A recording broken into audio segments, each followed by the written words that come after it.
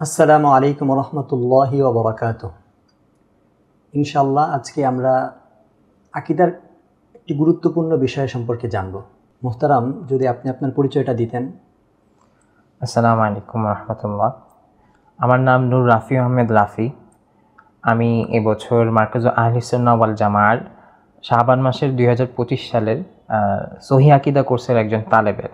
তাওহীদ সম্পর্কে আপনি আমাদেরকে বিস্তারিত বললে আমরা অনেক উপকৃত হতাম। আপনাকে ধন্যবাদ। তাওহীদের আলোচনা খুব সিগনিফিক্যান্ট একটি আলোচনা এবং তাৎপর্যপূর্ণ আলোচনা। তো আমরা এটাকে বিস্তারিতভাবে জানার চেষ্টা করব। তাওহীদের আবিধানিক এবং পারিভাষিক অর্থ সর্বপ্রথম আমরা জানব। তাওহীদের আবিধানিক অর্থ হচ্ছে কোনো জিনিসকে এক বলে হুকুম দেওয়া অথবা কোনো জিনিসে এক বলে জানাকেই তাওহীদ বলে। এবং তাওহীদের পারিভাষিক অর্থ হচ্ছে আল্লাহ তাআলার উলুহিয়াত তথা প্রভুত্ব এবং আল্লাহ তাআলার সাথে এবং এই সংশ্লিষ্ট যত বিষয় আছে সব কিছুতে আল্লাহ তাআলাকে এক ও অদ্বিতীয় বলে বিশ্বাস করা। আহলুস সুন্নাহ ওয়াল জামাআহ তাওহীদকে 3 ভাগে ভাগ করে থাকেন, তথা তাওহীদুল জাত, তাওহীদুল আফআল, তাওহীদুল আসমা ওয়াস সিফাত। তাওহীদুল জাত অর্থাৎ এর সংজ্ঞা হচ্ছে যে আল্লাহ তাআলা সত্তার ক্ষেত্রে আল্লাহ তাআলাকে এক ও অদ্বিতীয় বলে বিশ্বাস করা। যেমন আল্লাহ তাআলা কোরআনে বলেন কুল হুয়াল্লাহু আহাদ। এবং তাওহীদুল আফআলের সংজ্ঞা হচ্ছে আল্লাহ তাআলা যাবতীয় সকল কর্মে আল্লাহ তাআলাকে এক অদ্বিতীয় বলে বিশ্বাস করা। যেমন আল্লাহ তাআলা কোরআনে বলেন যে আল্লাহু খালিকু কুল্লি শাই। এবং তাওহীদুল আসমা ওয়াস সিফাত এর অর্থ এর সংজ্ঞা হচ্ছে যে আল্লাহ তাআলার নাম এবং গুণের ক্ষেত্রে আল্লাহ তাআলাকে এক ও অদ্বিতীয় বলে বিশ্বাস করা। যেমন আল্লাহ তাআলা কোরআনে বলেন লাইসা কামিসলিহি শাই। এই হচ্ছে আহলুস সুন্নাহ ওয়াল জামাআত তাওহীদের 3 প্রকারে ভাগ করে থাকেন। এখানে আমাদের ইবনে তাইমিয়া রাহমাতুল্লাহ আলাইহি তাওহীদকে 3 ভাগে ভাগ করে থাকেন, অর্থাৎ তাওহীদুল উলুহিয়া, তাওহীদুল রুবুবিয়া এবং তাওহীদুল আসমা ওয়াস সিফাত।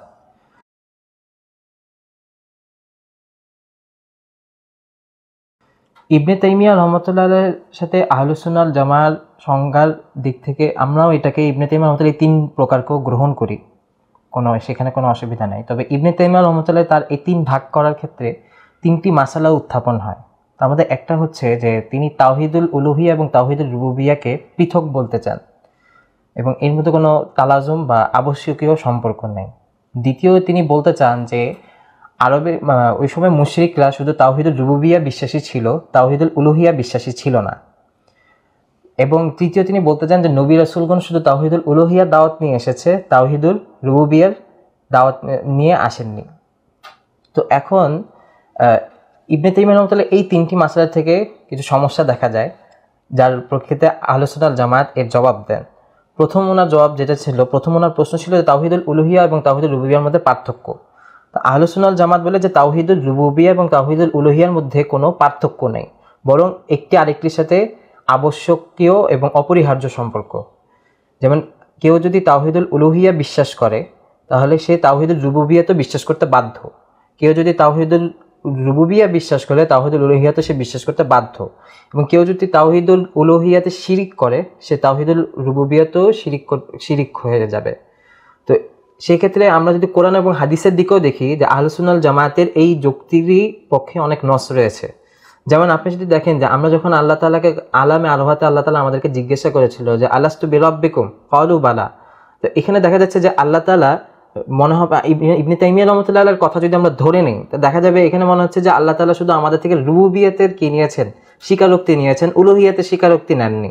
আসলে বিষয়টি এমন, আল্লাহ তাআলা উলুহিয়াত রুবুবিয়াত উভয়েরই স্বীকারোক্তি নিয়েছেন। দ্বিতীয় বিষয় হচ্ছে যে আমরা যদি হাদিসে দেখি, হাদিসে রাসূল সাল্লাল্লাহু আলাইহি ওয়াসাল্লামের দিকে দেখি, সেখানে দেখবো যে যখন কবরে আমাদেরকে প্রশ্ন করা হবে যে মান রাব্বুকা, তো এখানে দেখা যাচ্ছে হাদিস আল্লাহ রাসূল বলেছেন মান রাব্বুকা। তো এখানে কি আমরা বলতে পারি ওনার কথা ধরে যে এখানে শুধু রুবুবিয়াতের প্রশ্ন করা হচ্ছে, উলুহিয়াতের প্রশ্ন করা হচ্ছে, কারণ আবার তো ফেরেশতা জিজ্ঞাসা করবে না যে মান ইলাহুকা। তো দেখা যাচ্ছে যে আসলে বিষয়টি স্থূল হয়ে যায়। তৃতীয় আরেকটা বিষয় যদি আমরা দেখি, যদি শুধু উলুহিয়াত ধরি তা দেখা যাবে আমরা যখন কালেমা শাহাদাত পড়ি অর্থাৎ লা ইলাহা ইল্লাল্লাহ, তো এখানে দেখা যাচ্ছে আমরা শুধু উলুহিয়াতের সাক্ষ্য দিচ্ছি। ইবনে তাইমিয়া রাহমাতুল্লাহ আলাইহির কথা ধরা হয় তাহলে দেখা যায় আমাদের আবার রুবুবিয়তেরও নতুন করে আরেকটা কালেমা শাহাদাত দিতে হবে যে লা রাব্বা ইল্লাল্লাহ। তো দেখা যাচ্ছে যে ইবনে তাইমিয়া রাহমাতুল্লাহ আলাইহির এই বিষয়টি আহলুস সুন্নাহ ওয়াল জামাআতের সাথে সাংঘর্ষিক হয়ে যাচ্ছে। এবং ইবনে তাইমিয়া রাহমাতুল্লাহ আলাইহির দ্বিতীয় আরেকটি যে দাবি ছিল যে তিনি বলতে চাচ্ছিলেন যে সে সময় মুশরিকরা তাওহীদুল রুবুবিয়ায় বিশ্বাসী ছিল, তাওহীদুল উলুহিয়াতে বিশ্বাসী ছিল না। এই কথাটা কোরআন এবং হাদিসের বিরোধী কথা। কারণ আমরা যদি কোরআন এবং হাদিসে দেখি, সে সময় মুশরিকদের অবস্থা যদি আমরা জানতে চাই, তাহলে সেই সময় দেখবো যে সেই সময় মুশরিকরা আসলে আল্লাহ তাআলাকে আল্লাহ তাআলা যেমন সুপারিশ করার ক্ষমতা রাখেন, তো তারা ভাবতো যে অন্যান্য উপাস্যরাও সুপারিশ করার ক্ষমতা রাখে। যেমন আল্লাহ তাআলা কোরআনে বলেছেন আমিত্তাখাযু মিন দুনিল্লাহি শুফাআ। এখান থেকে বোঝা যাচ্ছে কি যে ওরা আল্লাহ ছাড়া অন্য আরো সুপারিশকারী গ্রহণ করত। তা আসলে ওই সময় এবং আরো কয়েকটা আয়াত যদি আমরা দেখি, সেখানে লক্ষ্য করলে দেখবো আল্লাহ তাআলা সেখানে রব শব্দ বলেই তাদেরকে রদ করতেছে। যেমন আল্লাহ তাআলা এক আয়াতে বলেছেন যে আরবাবুন মুতাফাররিকুনা খায়রান আমিল্লাহুল ওয়াহিদুল কাহ্হার। তো এখানে আল্লাহ তাআলা রব শব্দ বলেই কিন্তু তাদেরকে সম্বোধন করেছে যে তারা রুবুবিয়তে আসলে বিশ্বাসী ছিল না। তো আমরা যদি কোরআনের এমন আরো অনেক আয়াত এবং হাদিস যদি দেখি, তাহলে দেখতে পাবো আসলে বিষয়টি কোরআন এবং হাদিসের সাথে সাংঘর্ষিক হচ্ছে। অর্থাৎ মুশরিকরাও সে সময় তাওহীদুল রুবুবিয়্যাতেও বিশ্বাসী ছিল না, উলুহিয়াতেও বিশ্বাসী ছিল না।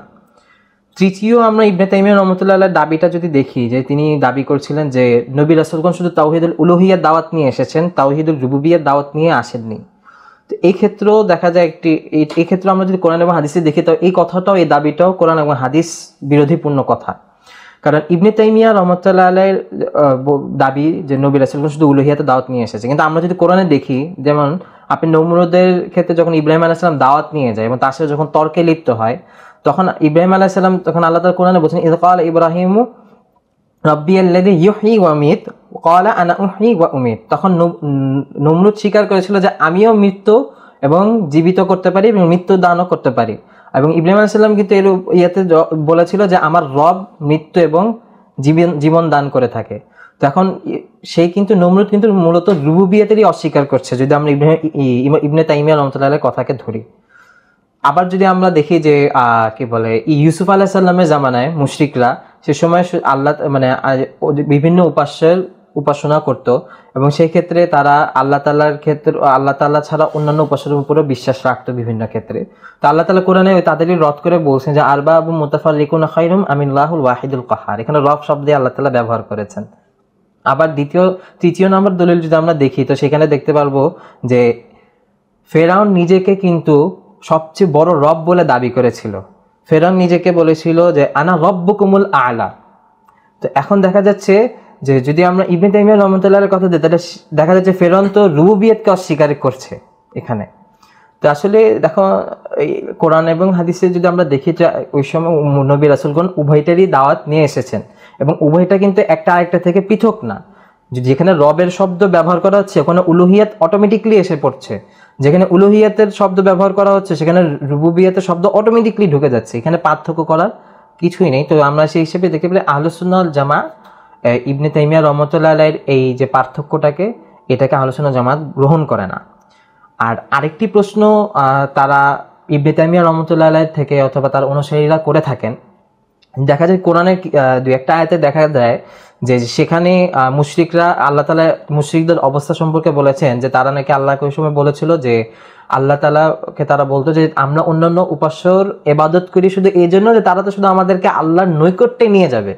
ঠিক আছে, তাদের এই দাবি ছিল, তারা অন্যান্য উপাসনা করে এই জন্য যে তারা আল্লাহর নৈকট্যে নিয়ে যাবে।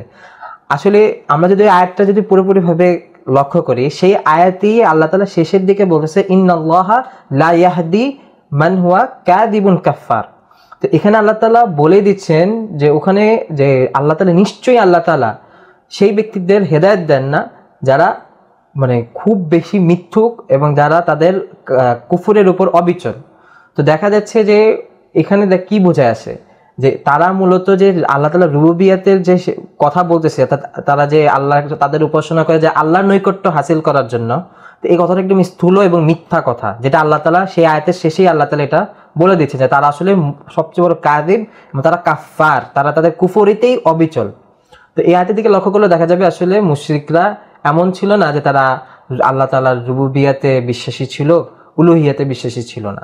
আর যদি তাদের কথা ধরেও নেওয়া হয় ইবনে তাইমিয়া রাহমাতুল্লাহ আলাইহির কথা, তাহলে ধরে নেওয়া হবে যে তারা রুবুবিয়্যাতের ক্ষেত্রে আল্লাহ তাআলার কিছু অংশ তারা আল্লাহ তাআলার জন্য সাব্যস্ত করত, কিছু অংশ তারা অন্যান্য উপাস্যের জন্য সাব্যস্ত করতে হবে, এবং এটাও সরাসরি শিরক।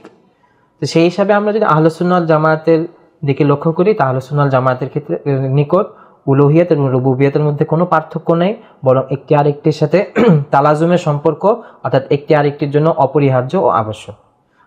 আল্লাহ তাআলা আমাদের সকলকে আকীদার সহিহ বুঝ, সঠিক আকীদা, সহিহ আকীদা বোঝার দান করুক। ওয়া আখিরু দাওয়ানা আলহামদুলিল্লাহি রাব্বিল আলামিন। মাশাআল্লাহ, আপনাকে অসংখ্য ধন্যবাদ। আমাদের কাছে একটি খুবই গুরুত্বপূর্ণ বিষয় আপনি আমাদের কাছে স্পষ্ট করে দিয়েছেন। আমরা যেন সহিহ আকীদার উপর সবসময় অটল থাকতে পারি এবং যত সংশয় আছে আকীদার ব্যাপারে এইগুলো থেকে যেন আমরা সবসময় হেফাজত থাকতে পারি। আল্লাহ পাক আমাদেরকে সেই তৌফিক দান করুন।